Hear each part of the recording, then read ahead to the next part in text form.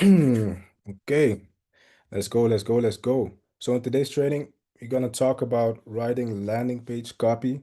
So in the previous trainings, we have talked about writing headlines, writing body copies and hooks and etc. So today we're gonna see how we apply those skills into actually, building out landing pages that actually convert, and you can get customers with, right? So let me share my screen. 1 second. Boom. You guys can see this? Type one in the chat if you can see my screen. Okay, sweet.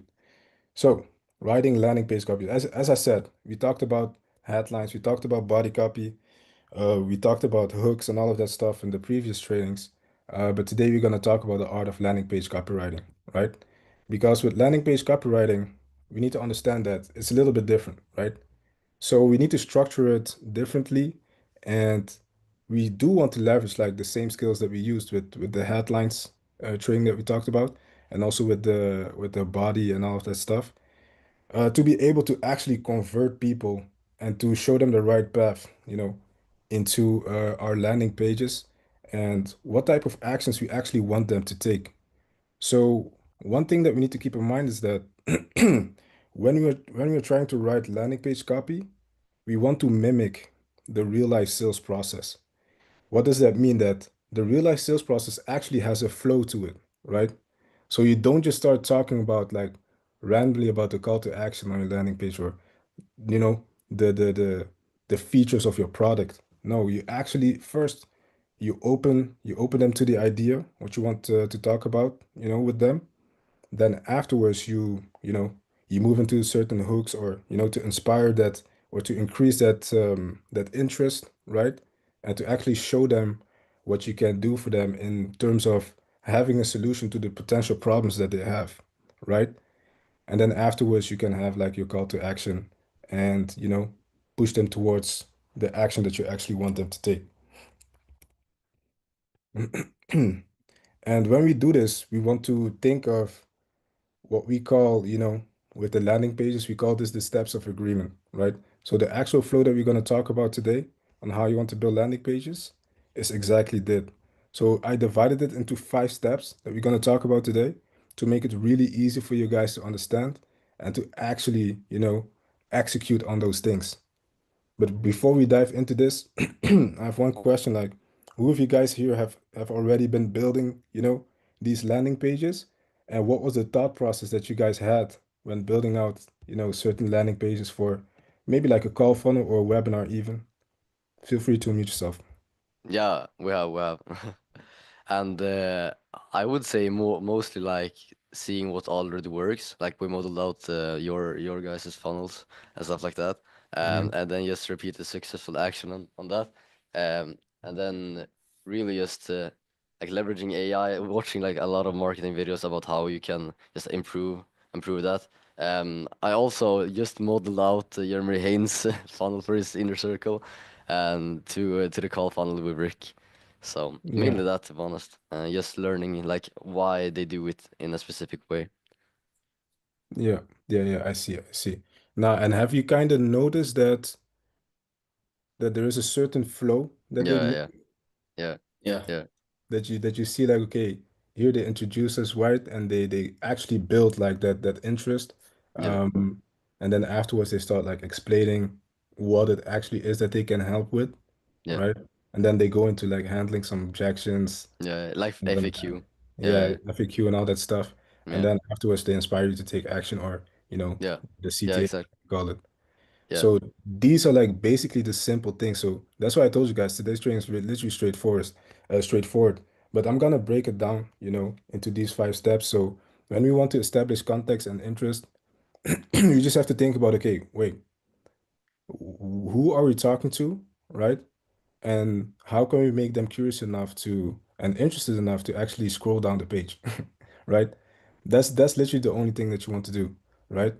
And then also show them how this thing that you said in the headline, for example, will help them solve their problem that they might face or that they are facing. Okay, and then when we talk about explaining the product itself, we always want to be like really simple with it. So explain in simple terms what the product actually is that they want to use or can use to actually solve their problem. And then we want to slide in into increasing authority and establishing social proof, right? So you want to show that, okay, the thing that we're talking about is like the real deal, or maybe you want to show them that we are better than the competition out there, okay? And that people have seen success with it, either yourself or other people that you help, okay? And then afterwards, we just start getting into handling objections, or just answering just general questions that people might have, that prevent them from buying your shit. Okay. And then at the end, we just do another effort to increase believability and then inspire them to take action on what we want them to do next. Does that make sense? Does anyone have any questions about this though? Like you can type it in the chat or you can unmute yourself too.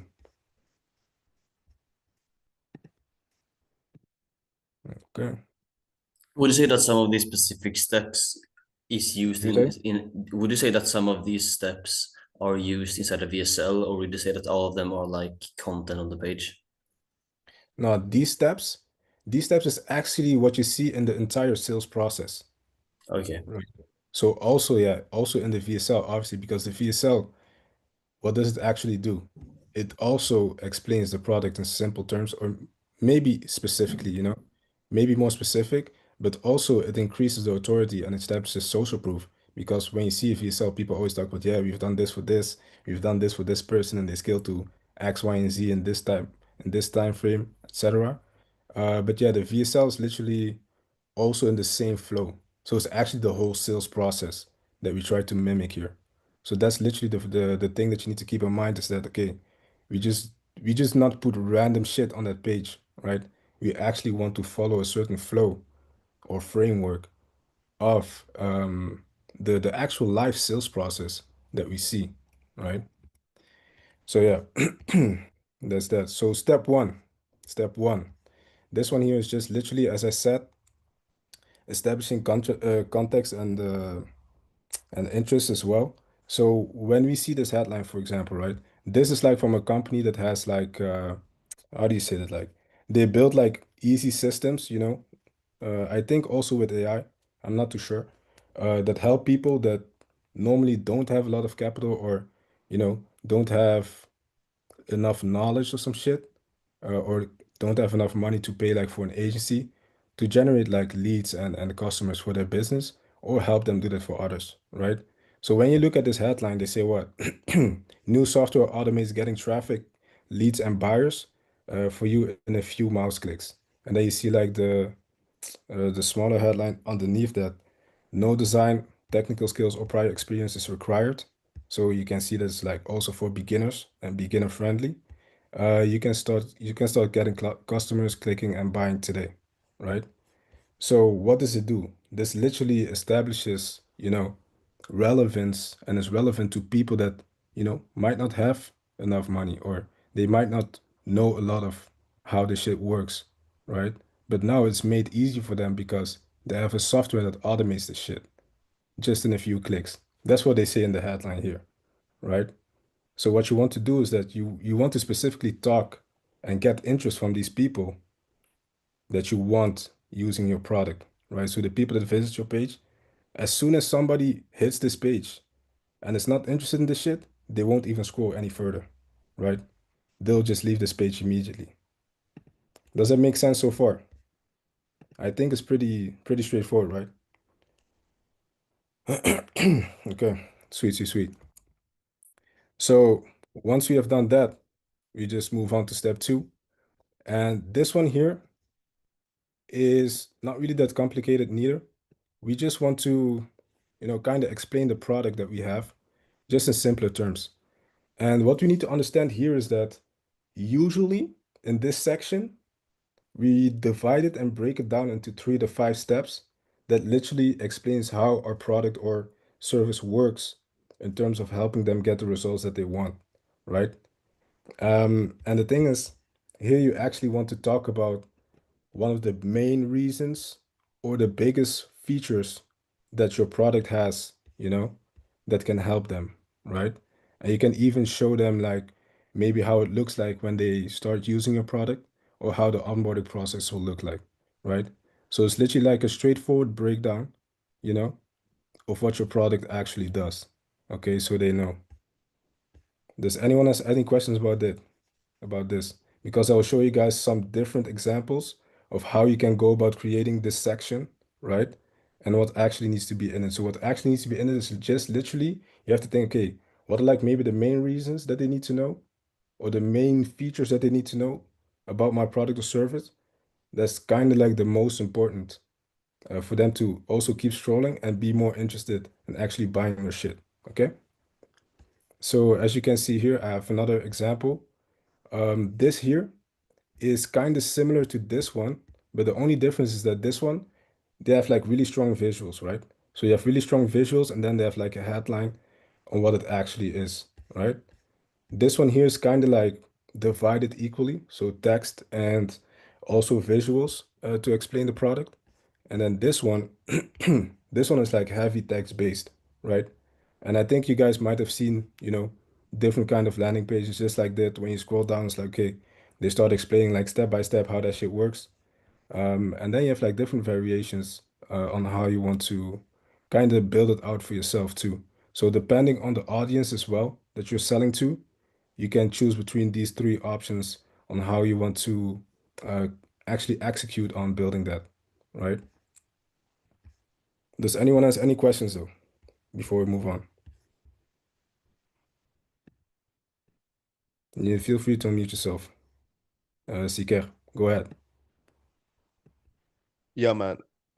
So when you're like talking about the features of your product, shouldn't you be like talking about like how it's going to benefit your prospect or like your potential buyer? Because I feel like if you read the features like and it doesn't really speak to you about the benefits, then it might like push the customer away or like Mhm. potential buyer away. So would you put emphasis on that too while explaining the feature? Yeah, so when you explain the features, you want to explain the most relevant features that actually help them get the result, right? Okay. So it's not just fluff on there. So, and mainly in that section, you also want to keep it simple. That's the thing. So you want to explain the simple terms, on how the specific feature. So they kind of have to know how the product works, right? Or what the service is and how it will benefit them. But then you just choose, the most important things because you can have a service or a product with multiple features, right? But the page, you don't want to be making it unnecessarily long, right? Yeah. Because then people will be like, oh man, that's too overwhelming, right?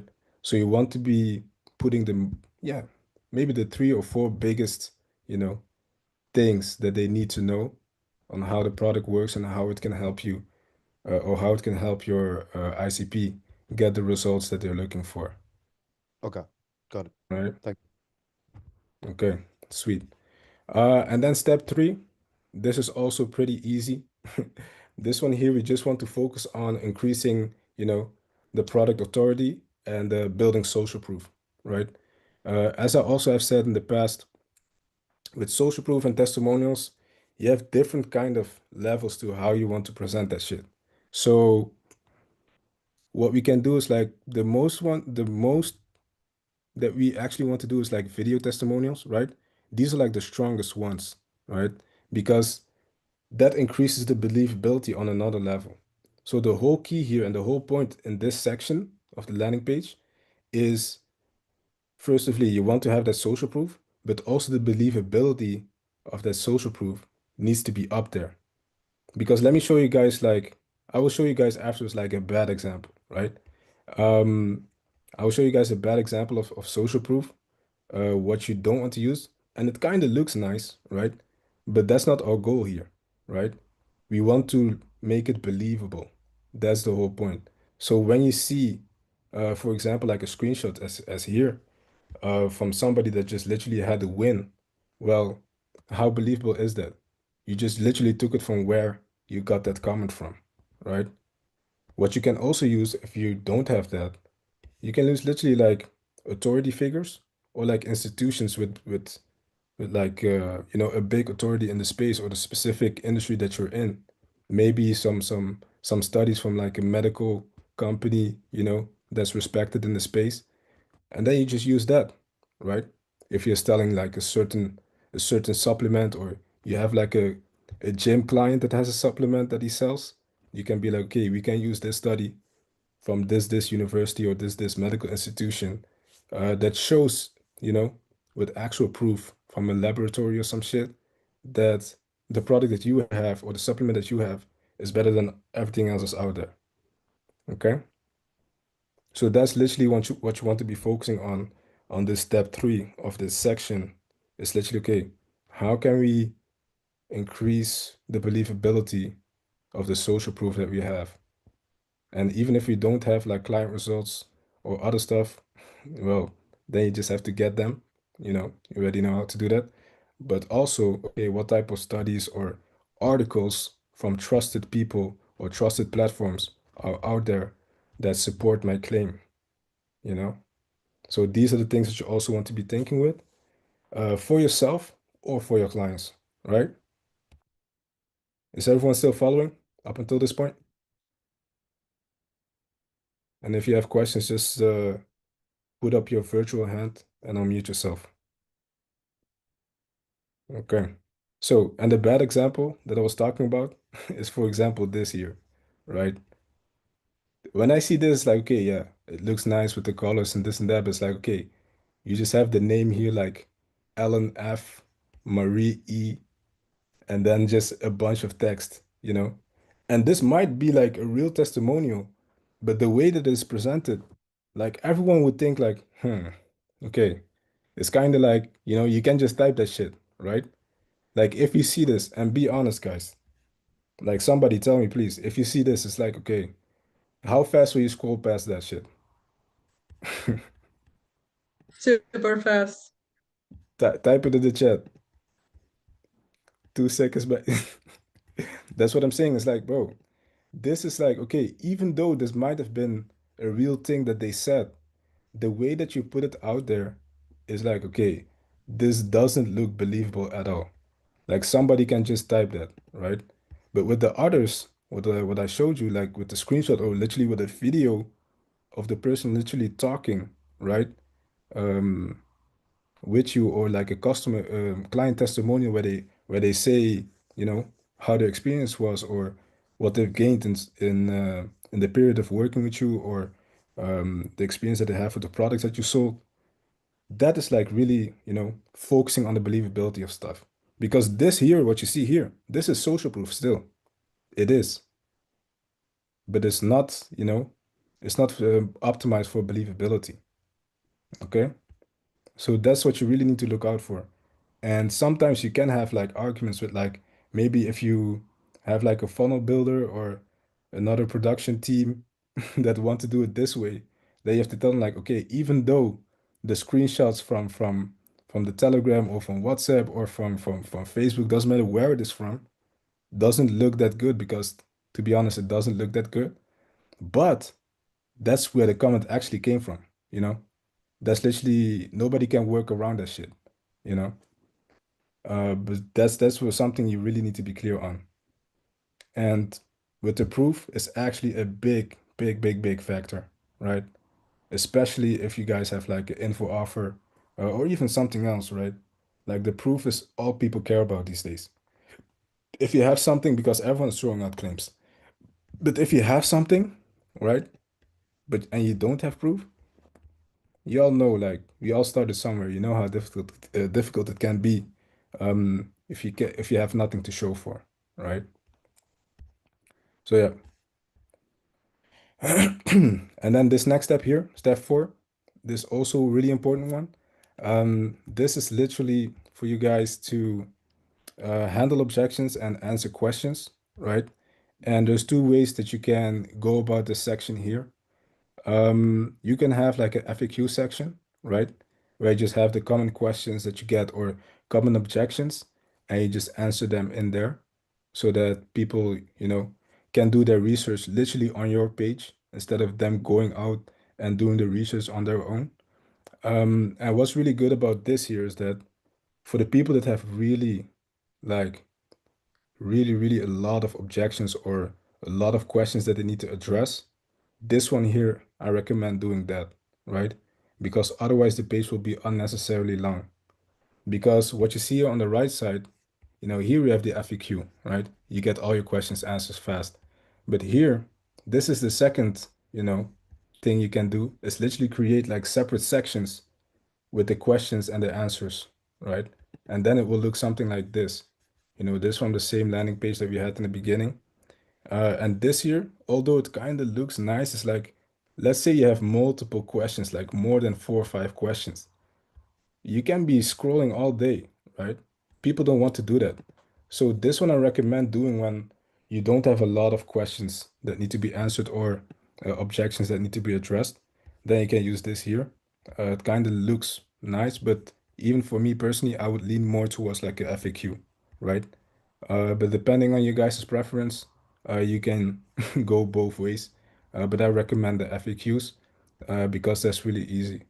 And why the sections of handling objections and answering questions is important is because you actually, get better framed people on the call or, you know, better people using your product because they already have their questions answered and they know exactly what they're stepping into. For example, if you have like a coaching business or a mentorship like this, you can have people that are like from all over the world, right? And they can have a question of like, okay, wait, okay, I see there's like live calls in this program or like live calls in this mentorship. What time is that, right? Or are they being recorded? Because maybe it's like middle of the night for that person. And if you don't put that question in that FAQ, somebody that's from Australia or doesn't matter where they're from, they won't have that, they won't have that question in there. They won't see it and they won't have their answer and they might just leave that whole page. They'll be like, wait, live trainings and stuff. But what? He's from America. He's from Europe. No, I will not buy that shit because, I don't know if it's recorded or not. But if you already proactively put that question in there and be like, yeah, they're recorded, you can watch it, and then, you can ask your questions afterwards, then you might have gained another client from overseas, you know? That's why these sections are very important, and you really don't want to neglect that stuff, right? Does that make sense though so far? Type of one in the chat.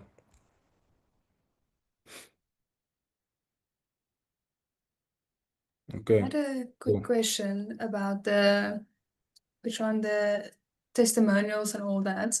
So with a Yeah, fitness offer, would it be smart to maybe put like pictures of transformations of people that have worked with the coach?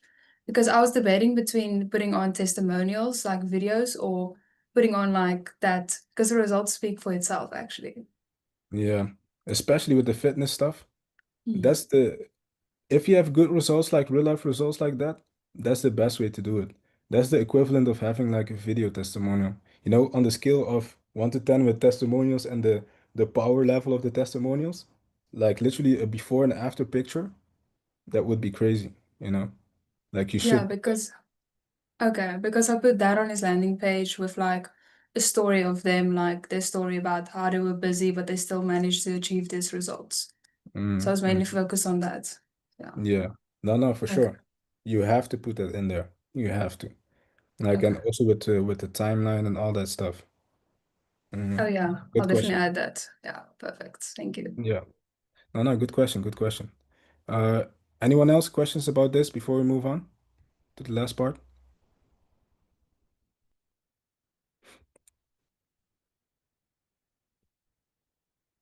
Okay.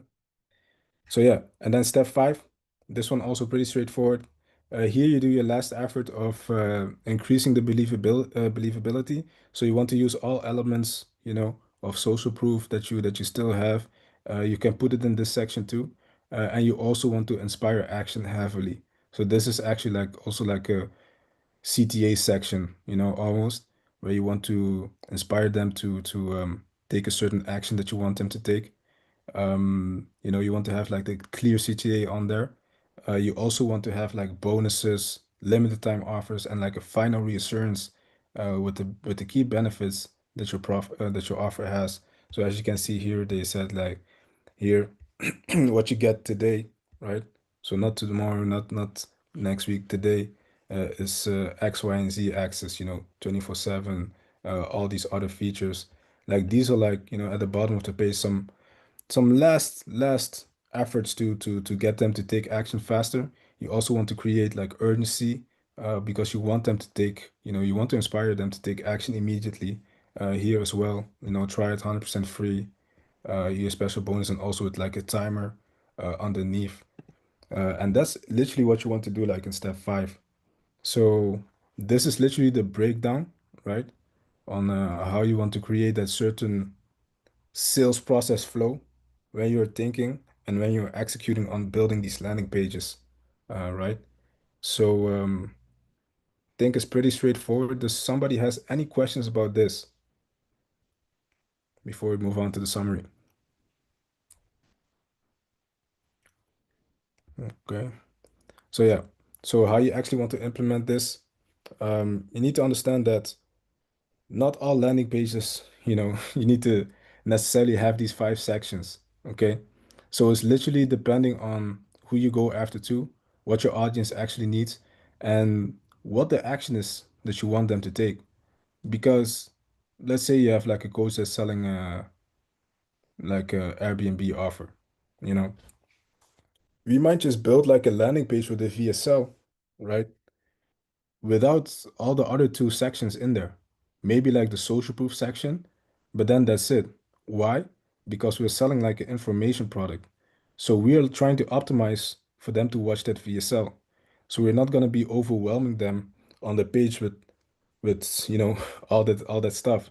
We'll just have like a headline that interests them, and that gives a little bit of context of what it is. And then afterwards, we have the VSL underneath, and then the call to action button, and then some social proof underneath that, because we actually want them to watch the video.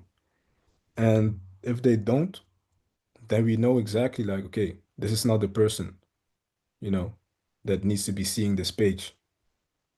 And why is because, okay, let's say we are selling like an information product. If you see somebody that cannot even watch a VSL, what does that say about that person? What does that say about that person, right? That means that this person won't even watch the course material if they buy your shit, because they didn't even have that concentration, or that attention to watch a VSL, right? So that way you can also see that, okay, the people that actually consume the VSL, and you have certain tools like Wistia and Vitalytics where you can see that, how far the people have consumed the VSL and where the drop off was and all that stuff, which is also really nice. Um, but then you can see that, okay, these type of people that get onto the page, they're actually the right kind of people that need to hit the page. And the ones that it's not for, they'll just leave. And that's all fine, because that would have been the wrong person for your coaching program or course, uh, anyways, right? So that's that. And then the key takeaways for this lesson, with the landing pages, with the landing pages copy, is that we want to follow the natural sales process, right? As I said. So we actually want to mirror how people, make decisions, and how we can lead them to take the next step each and every time. Because it's the same thing, in the sales process when we have conversations, in the DMs, for example, or in emails, we want to move like step by step, right? And as I always say, we want them to take the next logical step. And every step has its own objective, right? And the objective from each step before the other one is to get them to that next step, right? So when we have the headline, we want to make it, the objective of that headline is to get that interest high enough for them to keep continuing on the page and scrolling down, right? When they scroll down, we want to give them enough information, on how the thing that we talked them about in the headline will help them further, and how it actually works. And then boom, when they scroll down, we want to show them like who have used it, or um, who uh, yeah, who have used it and what came with it, aka the results and the social proof. And then afterwards, it's like, okay, a final call to action to actually, create urgency, give some bonuses away, limited time offers, like, okay, if they buy today, they get this and this and this extra, or the limited spots even, if you guys are running a webinar, for example, or having like a cohort method where you just allow a certain amount of people in for a certain amount of time, all of that stuff, right? Then you put it at the bottom to inspire that immediate action for people to move faster, right? So just to repeat it one more time, you want to follow the flow, just a natural sales process. Um, then you want to structure it, okay, with the steps of agreements that we talked about. And then at the end of the day, you want to be, building enough trust, overcoming the objections too, and putting that sprinkle of urgency in there for them to act fast and act immediately. Okay, sweet. So that was that for the landing page copy training and how you actually want to structure it and what you need to keep in mind and how to be intentional about that. So as I said, this is literally really straightforward, but now you have like another perspective. And when you start seeing other people's landing pages, you'll be able to, kind of see like gaps and how you can tweak that shit and how you can increase believability throughout the whole page actually, right? For people to take action on what they have to buy, on what they have to sell. Okay. Any questions about that before we hop into the Q&A? Go ahead, Matthews. Yeah, so how do you specifically determine like what of these five components you should put on the landing page when it comes to like exact client and Yeah, his yeah. So that's literally boils down to the type of audience that they have, right?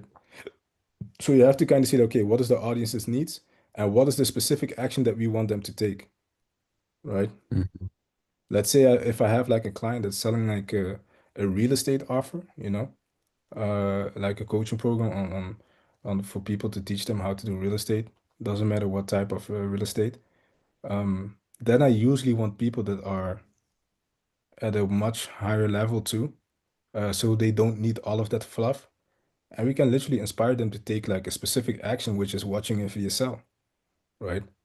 Then I know like, okay, I don't necessarily need to go all in into creating those 5 sections. I can just do even like 2 sections or 3 sections, right? So it's like for more B2C clients. I mean, depending on what you actually sell, right? Hmm.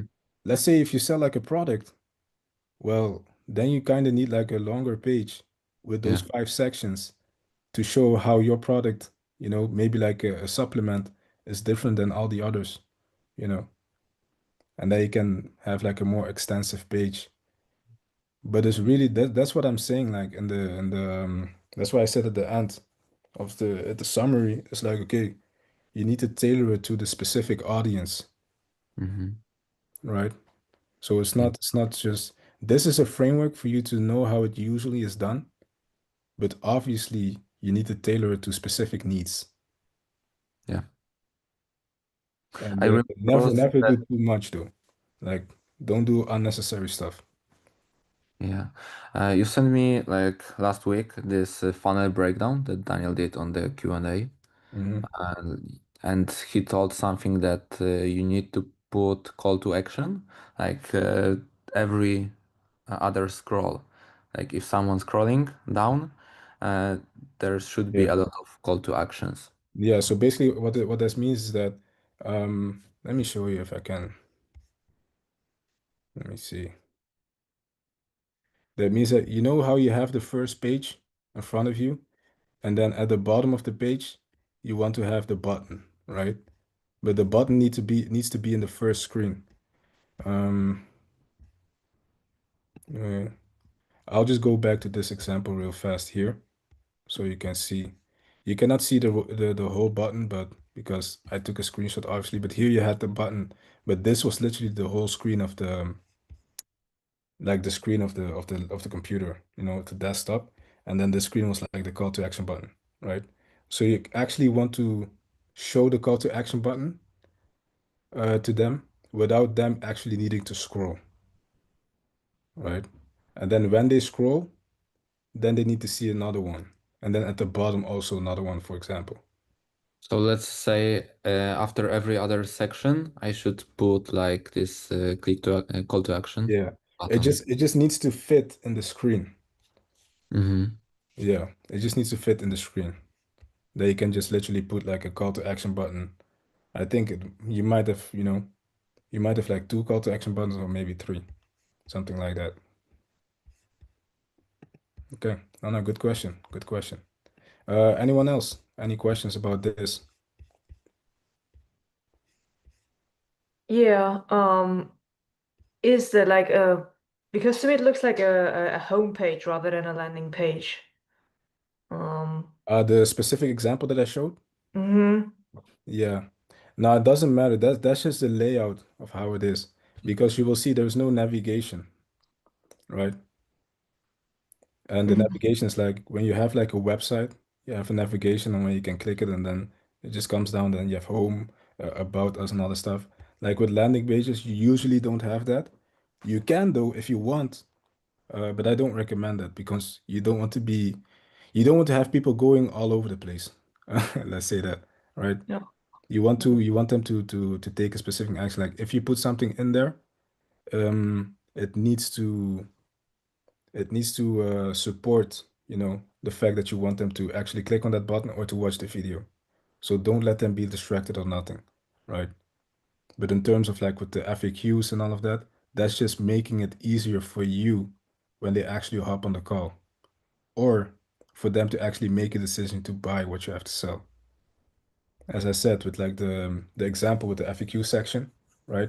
If you have like a program and you have somebody that's from Australia that wants to buy what you have to sell, but they didn't book in because maybe they didn't saw that, the classes are recorded or the live classes, let's say, are recorded and they can watch it back because they cannot stay up all night to attend live, you know? So those things, like really, really make sure that you put the relevant stuff on there every single time. Um, and literally stuff that is necessary for them to actually take the action that what you want them to take. So if we want them to watch the video, okay, we'll make sure that there is not many, different distractions than just watching the video and booking a call, for example. And then you can also have the proof underneath, if they want to see something additional.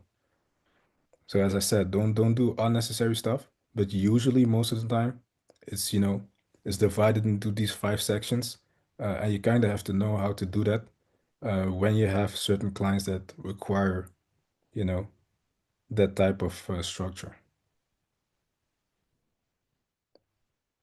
Okay, sweet. Okay, and besides that, what we learned today, any other questions in terms of clients that you guys are dealing with, or other questions that you have, maybe with outreach or certain things that you've seen the Kajabi or SOPs that you have questions about, or videos that you need clarity on? Yeah, very. I have a question. So I think I'm still shadow banned on Instagram because I don't get any replies from the messages, and I used to get a fuck ton of replies, and Isaac still gets replies, and he sends out the same message and stuff, and I Mm, don't really know how to get past it. So yeah, bro, do you have any tips for that? yeah. For the shadow ban stuff, I'm not Yeah, gonna lie, that's tough. yeah. That's tough. Yeah, yeah, that's tough. But are you sure though? Yeah, I mean, because I used to get like 2, 3 replies per day, and then at one point, I think it was like 2 months ago now, it just stopped completely. And then I thought, oh, maybe then I'll check if the message is wrong. I changed the message, nothing happened. And then Isaac tested out both messages, and it worked for him. Um, Mm. and yeah, Mm, yeah, Freddy says you have to take a break from that account. okay, Yeah, yeah. I mean, we still have one person doing outreach, so it should be good. yeah, yeah. No, no, make sure that you handle that account and accordingly, so you can start using it again in the future. Yeah. But you Oh, have to watch out. You have to watch out with those accounts. That's also on that, like one thing that I saw that like pretty much screwed me over was sending links in like the first message. So if you're doing cold video pictures in Instagram, yeah, like sending loom links can actually mess you up. So yeah, I would say like send a message, wait for them to respond, and then send the link. Yeah, but that's what I'm doing. Oh, okay, cool. Nice.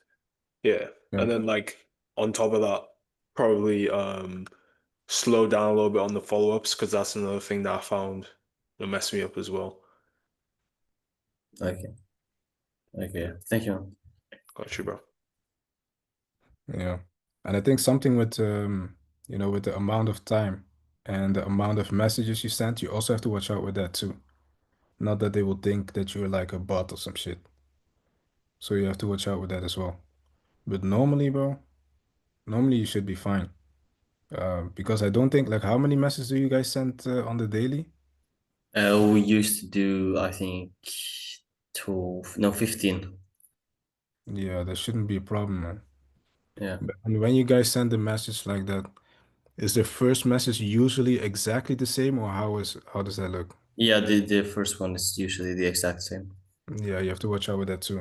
Okay. Yeah, yeah. Yeah, I think it might also be the follow-ups because we've been doing a fuck ton of follow-ups. Like because Mm. I paused doing outreach for a while, but I still kept doing follow-ups and trying to get people on WhatsApp because that works out really well. I mean, we found that if you get someone on WhatsApp, you pretty much always close them because you can just continue to fucking hammer them. No, true. If you have a certain interest, in the conversation, I always recommend to get their phone number as fast as possible, Yeah, because then it's kind of moving to like a different status of a relationship with that person, you know, and it's yeah, easier to follow up with them too, because then if they, they'll respond before a call, for example, or the thing that Dylan had, then you can just literally call them and be like, "Yo, you still good to go?" yeah. You know. So yeah, that's good. That's good. Okay, sweet. Oh, bro, sorry. One last like Yeah. super off-topic question. You know, for hmm like the hammer them strategy, when you're looking at the frequency metrics, do you want to look at that more on the ad set level or on the ad level? Uh, nah, you want to look at it at the ad Okay, level itself. okay, Yeah, gotcha. yeah, for Okay, sure. appreciate it. How many pieces of content do you have? I'm putting in 30 right now. Short Yeah, form. yeah, short form. Okay, sweet. A funny thing is you can also incorporate a little bit of long form inside of the hammer them. Okay. That's also possible. Literally, if you have like a client that has been on podcast, you can literally Oh, clip okay. those up and put out the short form, but also the whole podcast, you know. Really? Can you do Yeah. that on Meta? You can do that too. You Oh, can okay. do that too. Yeah. And then people like for like a low amount of money, like Yeah, yeah. people to watch the whole podcast, and then those Shit. type of people, when you start retargeting them with like direct response and stuff, after that they have been the hammer them. Yeah, because what I'm doing is like I'm building a warm audience. So like I have three layers. My first layer is the cold, like completely cold audience. hmm Um Showing them like a few content pieces that are like, no CTA, no like hard like call to action, whatever, just to hmm build that warm audience, get the through plays in, and then that warm audience built, I then target with the direct response. And then after that direct response, With the I hammer then them. also hammer them with the other stuff on the back end. Yeah. Yeah. Yeah, but that's really good. That's really good. That's Okay. like combining the two content strategies at once. Yeah. Yeah. No, that's really good. That's really good. And for which client is that? The Airbnb coach? I'm gonna be implementing it for all my clients, for almost all funnels I'll be using, because it's actually like it makes so much sense. hmm No, it's about replicating the organic sales process, right? Because Yeah. you see when you have an organic audience, what do? They consume hella content, right? Exactly. Yeah. That's just the whole difference, and that's why people think like, nah, organic audience is the way, like organically this and that. It's because they consume. But what if we can replicate that with like ads and we force them to consume, Exactly. Exactly. right? People don't think because it's like, oh, I have to spend money, but it's like they don't think of the big picture. If I'm spending 500, to acquire a $3,000 client like two times hmm quicker than I would in organic, like that's Yeah. a way better return on investment because I can just reinvest that. Yeah, indeed. Indeed. And it becomes literally a numbers game at that point. Yeah, Yeah. No, no, sweet, sweet, sweet. Okay, man, that's a good one. It's a good one. appreciate Good it. question as well. Anyone else? Any questions before we jump off? I had a question about the time since when someone like books a call and when the Mhm. actual calls happen.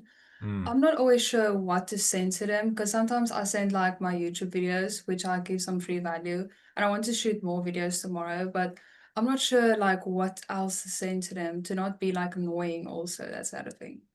Yeah, yeah, I see.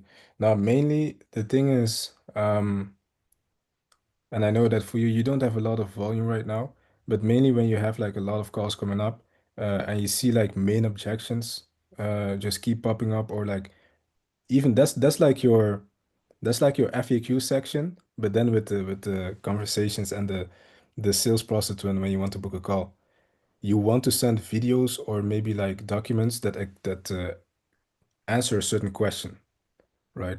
That they Okay. might have. So it's actually you helping them do research. That's what you do in Okay. that time frame, depending on Okay. when the actual call is, you know. And the more days out, let's say you have like, you know, they book in today, but the call is on Friday, for example, then you actually want to send them shit every single day, right? Okay. On the emails, in the WhatsApp group. And the thing is like, it's not annoying, right?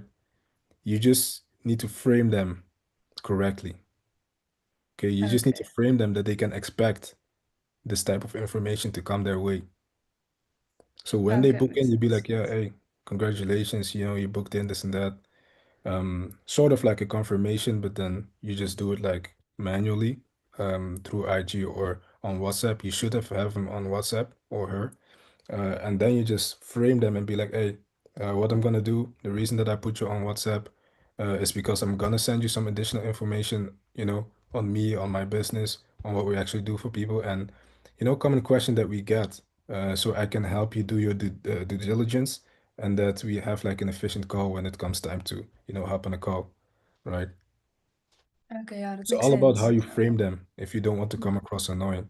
Because if I tell you right now that, hey, Chanzel, I'm gonna send you a couple videos afterwards.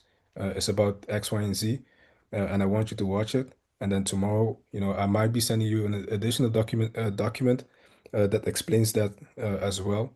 Maybe like a certain strategy. Now you know, right? So you expect me to send you stuff, and it's not annoying. But if I didn't tell you that and I started sending you like, you know, 2 videos right now, and then tomorrow I send you like 3 documents, you'll be like, hey, yo, David, chill out, man. Like, yo, I Yeah. get it. We're gonna talk, like, chill out now. But now that I tell you, like, you're framed in the correct way. And by the way, this let me think of another thing because I literally also put down a confirmation page SOP in the Kajabi, and that also touches on that point, you know, because what people don't understand is that doesn't matter what type of funnel you have. Let's say you have a call funnel. The moment that somebody books in, boom, that's when it actually starts, right? That's when they start experiencing your product actually, right? So before the click, all the marketing stuff is nice, right? But then after the click, that's what we need to pay attention to, and what usually people always forget, right? They just have like a confirmation page and it's like, yeah, yeah, thank you for booking your call. Speak soon. Boom, that's it. But if you are heavily, you know, intentional about and you are aware of how important it is to actually start guiding them, you know, before they actually jump on the call, then you'll take this stuff serious. So I encourage you guys to check out that SOP. I put in some examples in there, also from people that are in the other mastermind that we're in, and you will see like how they actually go about that. Like they have like breakout videos. They have like a small confirmation page video where they tell them exactly what they need to expect, where they need to look in their mailbox if they can't find the email, um, which breakout videos they need to watch first, which testimonial videos they need to watch or don't need to watch necessarily. And also for the really confident people, they just tell them also like, okay, what happens with people that don't get results, you know, when they experience a product and all of that stuff. And this is all on the confirmation page, right? Yeah, So makes yeah, sense. Yeah. And I might, also, bro, let me even, wait, 1 sec. Yeah, go ahead. Go ahead. I will see if I can find an example for you guys. okay. Yeah, I was also just wondering from Freddie's question, what is considered like a long ad, long form and short form for ads that are run? For ads, Yeah, video ads. now video ads mainly are like short, like you don't want to make it too long. Okay. But I also have seen people doing like really long, long form ads too, like Ty Lopez and I don't know if you guys know this guy. He calls himself Billy Jean. Um, like he also has like an ad of like 40 minutes, which is crazy. Jeez. Yeah. Okay. And there's also another guy. His name he is called Sabri, I think. You might have seen him like bald head and stuff. He has also great ads. I mean, like the terms of, in terms of production. Um, what did you say? Let me see. Yeah, Sabri Subi. Yeah, Ted knows him. This guy too, man. He has like an ad of like 20 minutes or some shit. 20 minutes, 25 minutes. Um, but mainly for people that are not really that known or, really targeting like cold traffic. You don't want to be overwhelming them with like super long ads. Like people don't care at all. You have to understand like how fast do you scroll past ads? I will scroll How past fast? all of them. Yeah, that's what I'm Yeah. saying, right? Yeah. So you actually want to be grabbing their attention like immediately so that they stop scrolling. And Okay. then just don't waste their time because these people that don't know you and stuff, they don't really care. They really don't give a fuck, right? So you need to show them exactly and really fast on what they can expect when they exchange their attention with the ad that we show them. Okay. Yeah. Makes sense. Thank you. Mhm. Very sweet, sweet. I wanted to show you guys this quick example, right? 1 segundo. Wait, let me also start recording because